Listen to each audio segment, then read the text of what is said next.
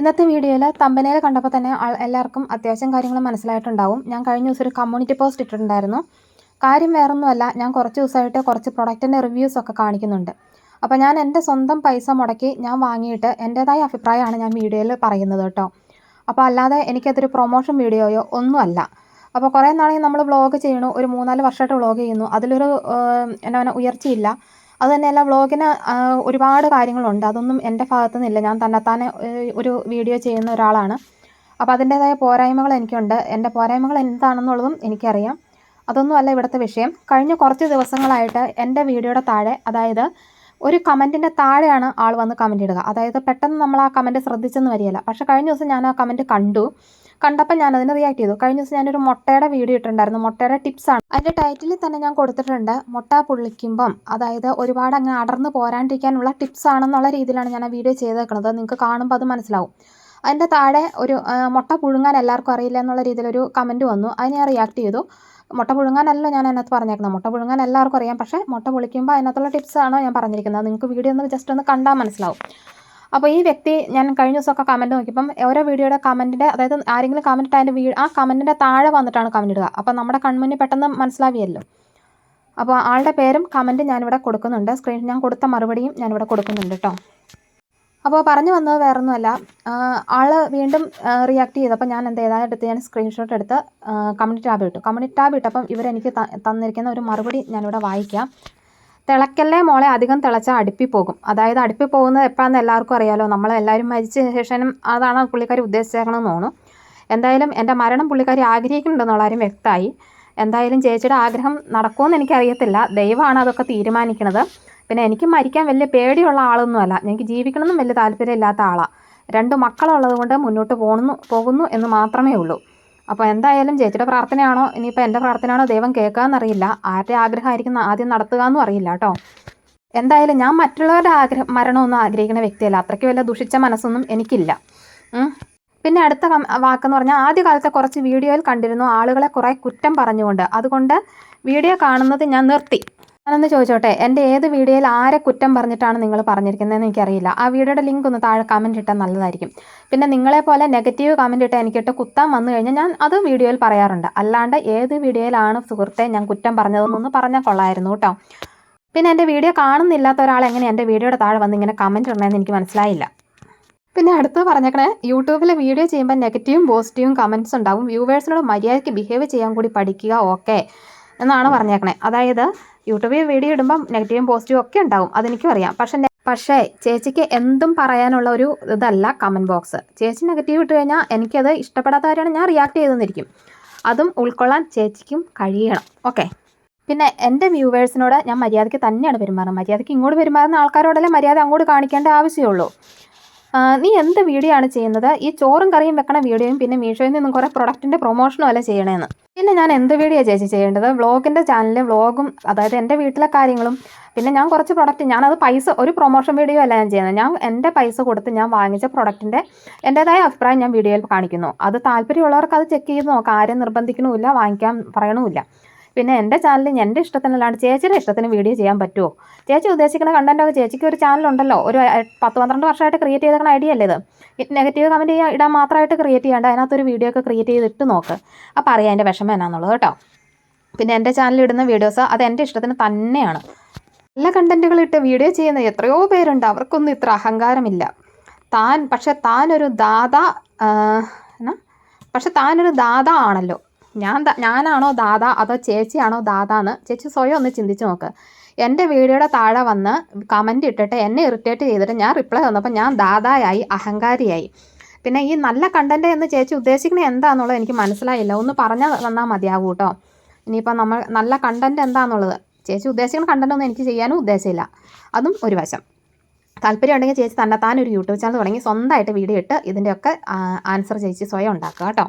അപ്പോൾ ഇതും പോരാഞ്ഞിട്ട് ചേച്ചി എൻ്റെ കമ്മ്യൂണിറ്റി ടാബിൻ്റെ താഴെ വന്നിട്ട് വേറെ ഐ ഡി നിങ്ങൾക്ക് കമൻറ്റ് ചെയ്തിട്ടുണ്ട്. ആ വേറെ ഐ ഡി ചേച്ചിയുടെ തന്നെയാണ് ഞാൻ ഐഡൻറ്റിഫൈ ചെയ്തത്. എങ്ങനെയാണെന്ന് വെച്ച് കഴിഞ്ഞാൽ, ഈ ഒരു ഐ ഡിയിൽ നിന്ന് എനിക്ക് ഇതിന് മുമ്പ് കമൻറ്റ് വന്നിട്ടില്ല. 2 വർഷം മുമ്പ് ക്രിയേറ്റ് ചെയ്തിരിക്കുന്ന ഒരു ഐ ഡിയാണ്. ഇനി ആരുടെ ഐ ഡി ആണ് ഇതെന്ന് ഞാൻ കറക്റ്റായിട്ട് ചെക്ക് ചെയ്യണമെങ്കിൽ അത് ഞാൻ ചെക്ക് ചെയ്ത് പറയാം കേട്ടോ. കാരണം ഇന്നത്തെ കാലത്ത് ഇതൊന്നും കണ്ടുപിടിക്കാൻ വലിയ വിഷമമുള്ള കാര്യങ്ങളൊന്നുമല്ല. എനിക്കിച്ചിരി പൈസയുടെ കുറവുണ്ടെന്നല്ലാണ്ട് എനിക്ക് അത് കണ്ടുപിടിച്ച് തരാനുള്ള ആൾക്കാരും എനിക്കുണ്ട് കേട്ടോ. അതുകൊണ്ട് അങ്ങനെ ചേച്ചി വിഷമിക്കേണ്ട, ഐഡിയ കണ്ടുപിടിച്ചോളാം. ഇനി അടുത്തൊരു ഐഡിയ എന്ന് ചേച്ചി വന്ന് കമൻറ്റ് ചെയ്തിട്ടുണ്ട്. ഇതാണ് കമൻറ്റ്. ചേച്ചിയുടെ കമൻറ്റിനോട് ഒരാൾ റിപ്ലൈ ചെയ്തിട്ടുണ്ട്. അതിൻ്റെ താഴെ വന്ന് അവർ കമൻറ്റ് ഇട്ടേക്കണതാണ്. അവർ പറഞ്ഞാൽ എന്താണ് തെറ്റ്? അവരോട് നല്ലതും പറയാൻ പറ്റില്ല, ചീത്തയും പറയാൻ പറ്റില്ല. ഒരിക്കൽ ഞാൻ ഫോൺ വിളിച്ചപ്പോൾ പേടിച്ചു പോയി. ഹലോ എന്ന് പറയുന്നത് എന്തൊരു ദേഷ്യത്തിലാണ്, പേടിപ്പിക്കും പോലെ. മറ്റുള്ളവരെ കുറ്റം പറയാൻ 100 നാവ്. മഹാറാണിയാണെന്ന പാവം. എനിക്കിത് കണ്ടിട്ട് കരയണോ ചിരിക്കണോ എന്ന് വരെ തോന്നി. കാരണം എന്നെ വിളിക്കുന്ന ആളുകൾക്കറിയാം ഞാൻ അവരോട് മാന്യമായിട്ട് തന്നെയാണ് പെരുമാറുക. പിന്നെ ഞാൻ വിളിച്ചിട്ട് ഈ ചേച്ചി ഇനി പേടിച്ച് വല്ല പനി പിടിച്ചിട്ടുണ്ടാവുമോ എന്നാണ് ഇപ്പം എൻ്റെ ഒരു സംശയം. എന്തൊക്കെ പേടിപ്പിക്കണേ, ഞാൻ പേടിപ്പിക്കണേ ദൈവമേ. മഹാറാണി, അഹങ്കാരി, എന്തെല്ലാം പേരാ എനിക്ക് കിട്ടിയേക്കണേ. എന്തായാലും സന്തോഷമുള്ളൂ കേട്ടോ. എന്തായാലും ഞാനിത് കണ്ടിന്യൂ ചെയ്യാൻ തന്നെ തീരുമാനിച്ചേക്കണേ. നിർത്താൻ തീരുമാനിച്ചിട്ടില്ല. വ്ളോഗും നിർത്തണില്ല, എന്താ പറയണേ, പ്രൊഡക്റ്റ് റിവ്യൂ നിർത്തണില്ല. ചേച്ചിക്ക് ചെയ്യാൻ പറ്റുന്ന എല്ലാം അവിടെ നിങ്ങൾ ചെയ്യുക. പിന്നെ ഞാൻ എൻ്റെ കാശ് കൊടുത്ത് പ്രൊഡക്റ്റ് റിവ്യൂ ചെയ്യണം, അല്ലാണ്ട് ഒരു ആരുടെയും കയ്യിൽ നിന്ന് കാശ് വാങ്ങിച്ചിട്ടൊന്നുമല്ല. ഞാൻ എൻ്റെ കാശ് കൊടുത്ത് വാങ്ങിക്കുന്ന പ്രൊഡക്റ്റുകളെ ഞാൻ റിവ്യൂ ചെയ്യണേ. അത് ഞാൻ മാത്രമല്ല, യൂട്യൂബിൽ ഇഷ്ടംപോലെ ആളുകൾ അങ്ങനെ ചെയ്യുന്നുണ്ട്. പിന്നെ ചേച്ചിക്ക് ഈ പ്രൊമോഷൻ വീഡിയോ ഒക്കെ ചെയ്ത് ഞാനിങ്ങനെ ലക്ഷങ്ങൾ ഉണ്ടാക്കണമെന്നല്ലേ, അതിൻ്റെ ഒരു മാസ വരുമാനം ഞാൻ അവിടെ കമ്മ്യൂണിറ്റി ടാബിൽ കൊടുത്തിട്ടുണ്ട്. അത് $20 എനിക്ക് കിട്ടുന്ന പൈസ. നിങ്ങളൊന്ന് കാൽക്കുലേറ്റ് ചെയ്ത് നോക്കുക. $20 എന്ന് പറഞ്ഞാൽ ഏകദേശം ഒരു 1800 രൂപ, അല്ല 2000 രൂപ കൂട്ടിക്കും. അത് കൂടുതൽ എന്തായാലും ഇപ്പോൾ ഡോളറിന് വിലയില്ലല്ലോ. ഈ 2000 രൂപയ്ക്കാണോ ഞാൻ ഇതിന് മാത്രം വലിയ സാധനം, എന്താ പറയണേ, ലക്ഷങ്ങൾ സമ്പാദിക്കുന്നത്? പിന്നെ നിങ്ങൾ എൻ്റെ കയ്യിലും കാലിലും ഒക്കെ കാണുന്നത് കണ്ടിട്ടാണെങ്കിൽ ഇതൊക്കെയാണ് എൻ്റെ സ്വർണ്ണാഭരണങ്ങൾ. ഇത് 10-15 വർഷമായിട്ട് ഞാൻ ഇതാണ് ഉപയോഗിക്കുന്നത്. ഒരു 15 വർഷമായിട്ട് എനിക്ക് എന്നാ പറയണേ, ഈ ജ്യോതി ഗോൾഡ് കവറിങ് ഒക്കെയാണ് എൻ്റെ സ്വർണ്ണാഭരണങ്ങൾ. അത് 15 വർഷമായിട്ടുള്ള കളക്ഷൻസാണിത്. അപ്പോൾ ഈ ഇടയായിട്ട് ഇപ്പോൾ വീഡിയോ ഒക്കെ ചെയ്യുമ്പോൾ ഈ വെള്ളിക്കൊലുസ് ഇട്ടുകൊണ്ട് ചെയ്യണതിന് പകരം ഞാനിവിടെ വരുന്ന 2 ആഴ്ചയുടെ കയ്യിൽ നിന്ന് വാങ്ങിച്ച ഒരു ചെയിനാണിത്. അതിൻ്റെ കളറൊക്കെ പോയപ്പോൾ ഞാൻ അടുത്ത ദിവസം ഓർമ്മ വാങ്ങിച്ച് ഇപ്പോൾ കാണിച്ചു തരാം. അതിൻ്റെയൊക്കെ ഇടപാട് തീർന്നു. ഇപ്രാവശ്യം അണ്ണാച്ചി എന്താ പറയണേ, അത് നല്ല സാധനമല്ല. ആദ്യം തന്നെ നല്ലതായിരുന്നു. അതൊരു 8-9 മാസത്തോളം ഉപയോഗിച്ചു കേട്ടോ. അപ്പോൾ പറഞ്ഞു വന്നത് ഇത്രയേ ഉള്ളൂ. ഇതൊക്കെയാണ് എൻ്റെ ആഭരണങ്ങൾ. അപ്പോൾ ഞാൻ നന്നായിട്ട് അഹങ്കരിക്കേണ്ട, ഞാൻ മഹാറാണി തന്നെയല്ലേ.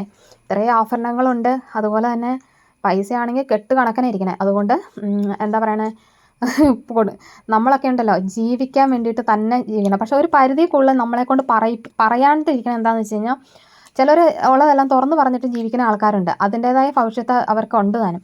ഞാനിതൊന്നും പറയാണ്ടിരിക്കണം. ഈ ഫോൺ വിളിക്കുന്ന ആളുകളിൽ നിന്ന് ഞാനിതൊക്കെ കവർ ചെയ്യാൻ വേണ്ടിയിട്ട് തന്നെയായിരുന്നു ഇത്രയും നാൾ ഞാൻ എന്നാ പറയണേ, മാക്സിമം ആരോടും വലിയ കാര്യമായിട്ട് അടുപ്പം കാണിക്കാത്തത്. കാരണം ഈ ഫോൺ വിളിക്കുന്ന സ്ത്രീകൾക്ക് പല ആൾക്കാരും പല രീതിയിലുണ്ട്. നല്ല ആൾക്കാരും ഉണ്ട്, ചീത്ത ആൾക്കാരും ഉണ്ട്. ചില ആൾക്കാർക്ക് നമ്മുടെ വീട്ടിലെ കുടുംബകാര്യങ്ങൾ അറിയാൻ വേണ്ടിയിട്ട് ആയിരിക്കും വിളിക്കുക. അപ്പം നമ്മൾ കുറേ അനുഭവങ്ങൾ നമ്മുടെ ജീവിതത്തിൽ വന്നു കഴിയുമ്പം സ്വാഭാവികമായിട്ടും പിന്നെ വിളിക്കുന്ന ആൾക്കാരെ നമ്മൾ സംസാരിക്കും. പക്ഷേ ഒരുപാട് പിന്നീട് അവരോട് അറ്റാച്ച്മെൻറ്റിന് പോവാറില്ല. അതെൻ്റെ അനുഭവം കൊണ്ടാണ്. ഇനി ഇത് കൂടുതലൊന്നും എനിക്ക് തെളിയിക്കാനില്ല. നിങ്ങളിനി എന്നാ പറയുക, ഇതിനും നെഗറ്റീവ് ഇടാൻ വരുന്ന ആളുകളുണ്ടാവും. എന്തിനാ ചേച്ചീനെ, പിന്നെ പലരും എന്നോട് ചോദിച്ചത് എന്തിനാ റിയാക്ട് ചെയ്യണമെന്ന്. റിയാക്ട് ചെയ്യണത് എന്താണെന്ന് വെച്ച് കഴിഞ്ഞാൽ എൻ്റെ മരണം വരെ അവർ ആഗ്രഹിക്കുമ്പം റിയാക്ട് ചെയ്യാണ്ടിരിക്കണത് എങ്ങനെയാണ്? ഞാൻ അടുപ്പിൽ പോവും എന്ന് ഉദ്ദേശിക്കണതുകൊണ്ട് അത് തന്നെയല്ലേ ഉദ്ദേശിക്കണേ. ഞാൻ അടുപ്പിൽ പോകുന്നു. എന്തായാലും ഒരിക്കൽ ജനിച്ചു കഴിഞ്ഞാൽ ഒരിക്കൽ മരിക്കാനുള്ള ആൾക്കാരാണ്. അപ്പോൾ അതിപ്പോൾ ചിലപ്പം നേരത്തെ ആവും, ചിലപ്പം എന്താ പറയണേ, അതൊന്നും നമുക്കൊന്ന് തീരുമാനിക്കാൻ പറ്റിയല്ല. പക്ഷേ എനിക്ക് എൻ്റെ ഒരു പ്രാർത്ഥന എന്താണെന്ന് വെച്ചാൽ എൻ്റെ മക്കളെ ഒന്ന് എന്തെങ്കിലും ഒന്ന് ഉയർച്ചയിൽ എത്തിച്ചിട്ട് മുമ്പോട്ട് പോകണം എന്നാണ് എൻ്റെ എന്താ പറയണേ. പിന്നെ മരിച്ചാൽ എനിക്ക് കുഴപ്പമൊന്നുമില്ല. പിന്നെ ഇതുപോലുള്ള നെഗറ്റീവ് കമൻ്റ് അല്ല, ഇതിനപ്പുറം ഞാൻ അനുഭവിച്ചിട്ട് തന്നെ ഞാൻ ഈ നിലയിൽ നിൽക്കണത്. അതുകൊണ്ട് ചേച്ചി അവിടെ കിടന്ന് എന്തോരം കളിച്ചാലും എന്തോരം പറഞ്ഞാലും എന്നെ അത് എഫക്റ്റ് ചെയ്യത്തില്ല എന്ന് പറഞ്ഞാൽ പറയാനുള്ളത് ഞാൻ തിരിച്ച് റിപ്ലൈ തന്നിരിക്കും. അതിപ്പോൾ ആര് നെഗറ്റീവ് ഇട്ടാലും ഞാൻ അതിനുള്ള റിപ്ലൈ കൊടുത്തിരിക്കും. നിങ്ങൾക്ക് റിയാക്ട് ചെയ്യാമെങ്കിൽ പിന്നെ എനിക്കാണ് റിയാക്ട് ചെയ്യാൻ പാടില്ലാത്തത്.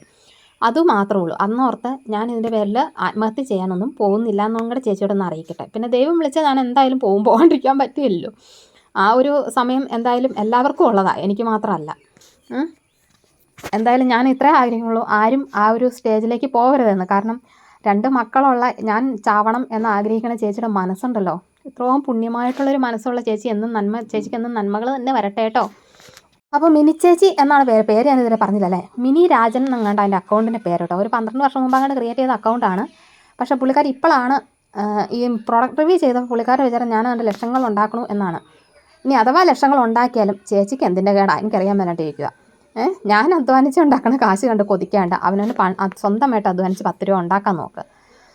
പിന്നെ ഈ വാടകയ്ക്ക് കിടക്കണ ഞാൻ മഹാറാണി ആയെങ്കിൽ അതിന് റാണിന്ന് കേൾക്കാനും വേണമല്ലോ ഒരു യോഗം.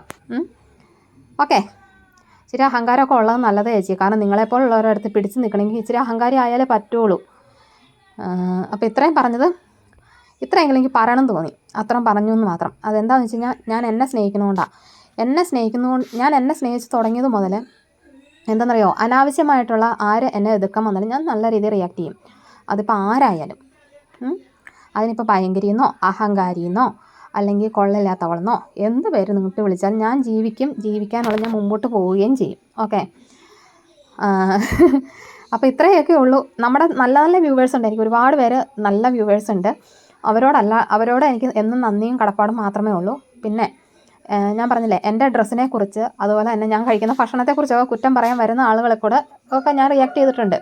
അതുപോലെ ഇങ്ങനെ നെഗറ്റീവ് പറയുന്ന ആളുകളോട് ഞാൻ റിയാക്ട് ചെയ്തിട്ടുണ്ട്. അല്ലാത്ത ആളുകളോട് ഞാൻ മാന്യമായിട്ടേ പെരുമാറിയിട്ടുള്ളൂ. എൻ്റെ ഫോൺ ബുക്കിൽ തന്നെ ഇഷ്ടംപോലെ കോൺടാക്റ്റ് ഉണ്ട്. അവർക്കൊക്കെ അറിയാം, അവർ ഈ വീഡിയോ കാണുന്നുണ്ടെങ്കിൽ അവരോടൊക്കെ ഞാൻ എങ്ങനെ പെരുമാറണമെന്നുള്ളത്. പിന്നെ ന്യൂസ് പിടിക്കാനും അനാവശ്യമായിട്ടുള്ള കമൻസും വന്ന്, പിന്നെ ആ നമ്പർ ഞാൻ കൊടുത്തേക്കണ ഒരു കൊളാബ് എന്താ പറയുക, നൈറ്റി ബിസിനസ്സിന് വേണ്ടിയിട്ട് കൊടുത്താണ്. ഇപ്പം ഞാനത് എൻ്റെ സാഹചര്യം കൂടെ നൈറ്റി ബിസിനസ് നിർത്തി വെച്ചേക്കണ വേറൊന്നുമല്ല, അതിൻ്റെതായ കാരണങ്ങളുണ്ട്. അതൊന്നും എനിക്ക്, ഞാൻ പറഞ്ഞില്ലേ, ജീവിക്കാൻ വേണ്ടിയിട്ടാണ് ഞാൻ ഈ വീഡിയോ ചെയ്യണത്. അതിനി ആരൊക്കെ എന്തൊക്കെ പ്രശ്നങ്ങളുണ്ടാക്കിയാലും ഞാൻ മുമ്പോട്ട് പോവുക തന്നെ ചെയ്യും. കാരണം എനിക്ക് ജീവിച്ച് പറ്റത്തുള്ളൂ. ഓക്കെ, ഇത്ര എനിക്ക് പറയാൻ പറ്റുള്ളൂ കേട്ടോ.